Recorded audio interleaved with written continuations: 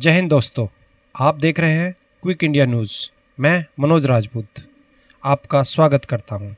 देश के यशस्वी प्रधानमंत्री नरेंद्र मोदी जी के आह्वान पर चल रहे सेवा पखवाड़ा अभियान का असर राजधानी दिल्ली में भी देखने को मिला। द्वारका में आज विशेष कार्यक्रम आयोजित किया गया, जिसमें दिल्ली प्रदेश सरकार के कैबिनेट मंत्री आशीष सूद जी और पश्चिमी क्षेत्र की सांसद कमलजीत सहरावत जी मुख्य अतिथि के रूप में शामिल हुए। इसी दौरान कैबिनेट मंत्री आशीष सूद जी ने कहा कि भारतीय जनता पार्टी की असली पहचान ही सेवा है और कार्यकर्ताओं को बिना भेदभाव समाज की भलाई के लिए काम करना चाहिए। वहीं सांसद कमलजीत सहरावत ने कहा कि पश्चिम क्षेत्र के विकास और जन कल्याण योजनाओं को हर घर तक पहुंचाना ही उनका संकल्प है। कार्यक्रम में भारी संख्या में कार्यकर्ताओं और स्थानीय नागरिकों की मौजूदगी ने माहौल को और अधिक उत्साहपूर्वक बना दिया। पूरे कार्यक्रम में सेवा ही संगठन का नारा गूंजता। आइए आपको लेके चलते हैं दिल्ली द्वारका सेवा पखवाड़ा सम्मेलन में। सुनते हैं दिल्ली के कैबिनेट मंत्री आशीष सूद जी को। आपके पड़ोस में 50-500 किलोमीटर सड़क बन रही होगी तो रोजगार नहीं होगा। इंजीनियर को रोजगार मिलेगा, अकाउंटेंट को रोजगार मिलेगा, बिल्डिंग मटेरियल बेचने वाले को रोजगार मिलेगा, इक्विपमेंट देने वाले को रोजगार मिलेगा, ढाबा चलाने वाले को रोजगार मिलेगा, दुकान चलाने वाले को रोजगार मिलेगा। लाखों रोजगारों का सृजन होता है। इंफ्रास्ट्रक्चर सेक्टर वो सेक्टर है जिसकी डेवलपमेंट के कारण देश में सबसे बड़ा रोजगार का सृजन होता है। मगर इस देश में सब कुछ खराब है, ऐसा कहने का काम कुछ लोग करते हैं। वो इसलिए करते हैं क्योंकि जिन्ना की पॉलिसी पर वो काम कर रहे हैं, इधर डिवाइड इंडिया और डिस्ट्रॉय इंडिया, क्योंकि उनको सत्ता चाहिए। इसलिए भारतीय जनता पार्टी आपके सामने झोली फैला कर आई कि आप देश में हो रहे इन अच्छे कामों को, जगह जगह पे हो रहे इन अच्छे कामों को देश की जनता के सामने पहुंचाइए। चर्चा का विषय बनाइए। अभी हाल ही में जीएसटी में परिवर्तन हुआ, क्या कहने लग गए? फलाना काम हो गया इसीलिए रातों रात जीएसटी बदल दिया। अरे भाई, जीएसटी आप में से बिजनेस भी करते होंगे, कुछ बिजनेसमैन भी है, भारी की बिजनेस करते हो, वो जो मैट्रेस वाला। अच्छा, सीए नहीं आ रही, हम सीए आल्सो एंड बिजनेसमैन। तो बताओ, अगर इसको चेंज करना हो तो रातों रात चेंज हो जाएगा? सारे राज्यों ने एक स्वर में जीएसटी की नई दर को स्वीकार किया, यूनानिमस। और आपको बता दूं, आप लोगों को बताना बहुत जरूरी है, साधन संपन्न लोगों, आपको पता नहीं चलता है। आज हमारे दूध पर 0 जीएसटी है, मगर आप उस दौर से निकल कर आए हो जब कार पे और दूध पर बराबर टैक्स 18% दिया करते थे। बताओ, गलत थे ना? आप उस दौर से निकल कर आए हो। मोदी जी आपको वहां से निकाल कर लाए जब दूध और लग्जरी कार दोनों पर 18% टैक्स होता था, और पिछले रिजीम में जो 5% था, कितना था जी? 5 ही था। वो भी मोदी जी को ज्यादा लगा, तो देश में आप लोगों ने जैसे ही कंजम्पशन बढ़ाई तो केवल देश के जीएसटी को और सिंप्लीफाई करके केवल 2 स्लैब्स मिल जाए। इंश्योरेंस सेक्टर में सबसे ज्यादा बेनिफिट हुआ है। इंश्योरेंस सेक्टर में 0 कर दिया उन्होंने। हेल्थ इंश्योरेंस का कितना बेनिफिट हुआ है, लाइफ इंश्योरेंस का कितना बेनिफिट हुआ है। और आपके बच्चों की, आपके पोते पोतियों की कॉपी किताब, रंग, पेंट, क्रेयॉन्स, हर चीज पर 0% हुआ है, जो रोज आपके घरों में इस्तेमाल होती है। आपके बच्चों की पढ़ाई की हर चीज पर, छोटे बच्चों के क्रेयॉन्स, रंग, क्या कह रहे हैं, मोमी रंग, मोमी रंग, वो मोमी रंग जो है उस पर भी 0% हो गया। पहले उस पर भी टैक्स लगा करो था। 0% टैक्स हो गया, 0% टैक्स। जीवन में परिवर्तन हो रहा है। यही परिवर्तन और इतनी सहजता से हो रहा है, सरकार उसके लिए कोई टॉम टॉमिंग करती नहीं घूम रही है। सरकार ने आपके लिए, आप कल्पना तो कर देखिए ना, आप लग्जरी कार पर 18% टैक्स देते थे कांग्रेस की रिजीम में, और दूध पर भी 18% टैक्स देते थे। ये था हाल, दूध और कार का टैक्स बराबर था। सरकार का काम क्या है? पहले मैं कहा करता था कोई सरकार किसी के कनस्तर में आके आटा नहीं डालती, मगर अब मोदी जी की सरकार ने तो 80 करोड़ लोगों के कनस्तर में आटा डालने का काम भी कर रखा लगा था। मगर फिर भी सरकारों का मेन काम, मुख्य उद्देश्य यह होता है कि सरकारें ऐसा वातावरण निर्मित करे जहां व्यापारी चैन से व्यापार करे और देश सुरक्षित हो, और विद्यार्थी पढ़े, व्यापारी काम करे, किसान खेती करे। ऐसा वातावरण निर्मित करना है जिसमें देश शने शने आगे बढ़ता जाए। चर्चिल कहा करता था भारत तो हम आज छोड़ के चले जाएंगे, तो भारत तो सपेरों का देश है।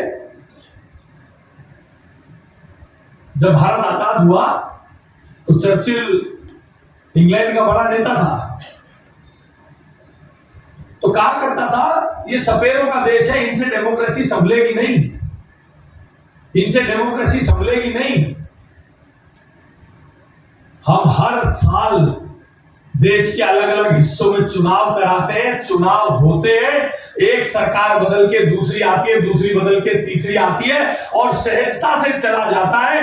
मदर ऑफ डेमोक्रेसी है भारत, मदर ऑफ डेमोक्रेसी है भारत,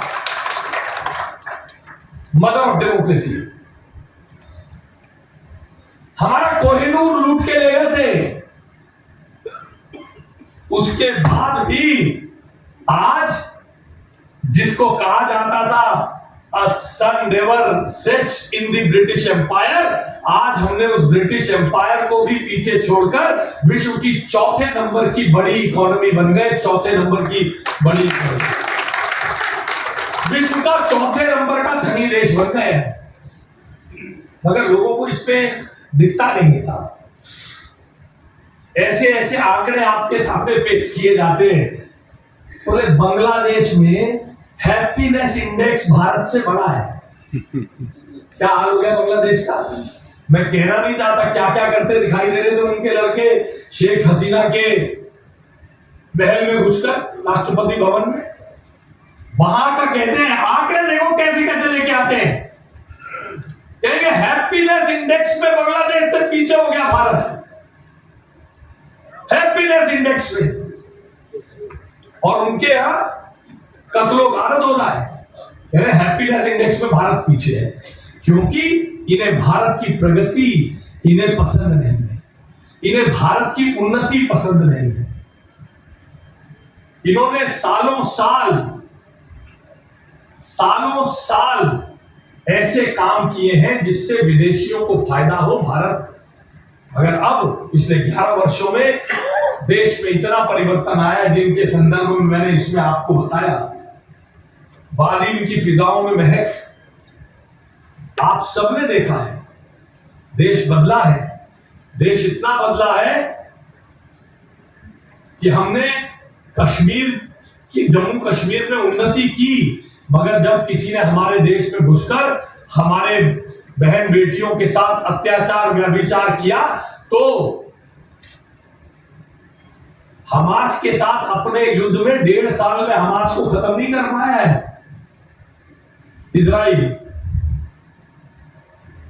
जिसकी परफेक्शन इतनी है कि उसने पिछली बार इजराइल हमास के जो बड़े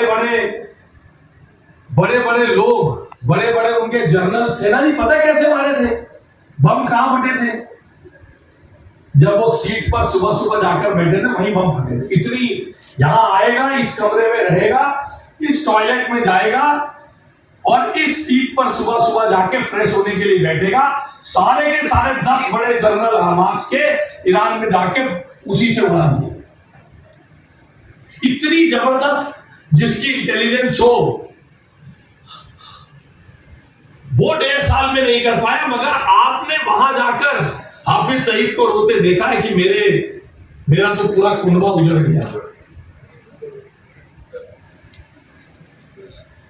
10 हफ्ते पूरे नहीं होने दिए भारत की सरकार ने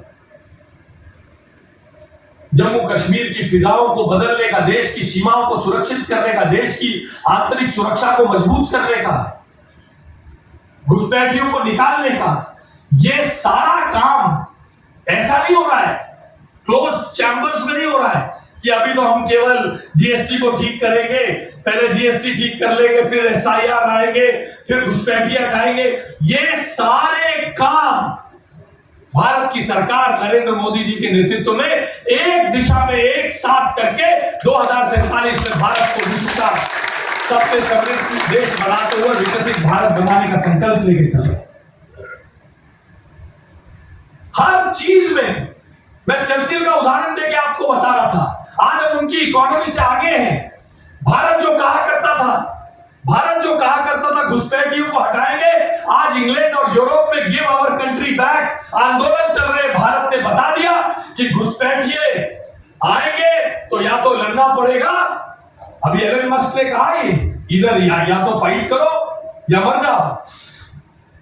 पूरा विश्व आज इस ओर देख रहा है और ये इसी कारण से, क्योंकि भारत का दूरदर्शी नेतृत्व इसको पहले विजुअलाइज करता है। तो बताओ, आज से पहले विश्व के किस नेता के जन्मदिन पर आपने देखा था कि किसी दूसरे राष्ट्र का प्रेसिडेंट अपना वीडियो बना रहा हो, जैसे आप बनाते हो दिल्ली के अपने नेताओं के लिए, मोदी जी को बर्थडे विश करने के लिए।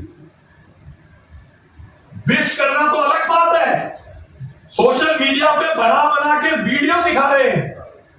और जब ट्रंप कह रहा था कि मैं तो 50% टैरिफ लगा के इंडिया को बर्बाद कर दूंगा, भारत को बर्बाद कर दूंगा, वो भी लिख रहा है happy birthday my dear friend Narendra Modi. Bharat ने जाकर नहीं कहा कि हम तेरे साथ टैरिफ में डील करना चाहते हैं। अटल जी के जमाने में भी टैरिफ लगाए थे, सैंक्शंस लगाई थी, पूरा देश एकजुट हो गया था।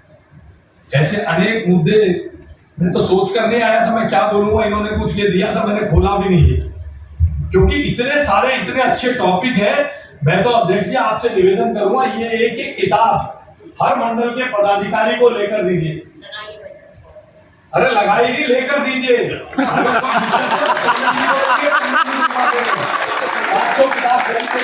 क्या बात है, हर मंडल पदाधिकारी के हाथ में ये किताब दीजिए, यहां आए हर प्रबुद्ध नागरिक के हाथ में ये किताब दीजिए, जरूर पढ़िए, देखिए देश कैसे बदल रहा है।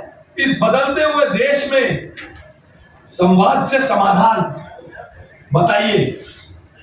बताइए सरकार ने कौन कौन से आंदोलन नहीं झेले, 2-2 साल तक आंदोलनों को झेला है, बात करी, पीछे हटे।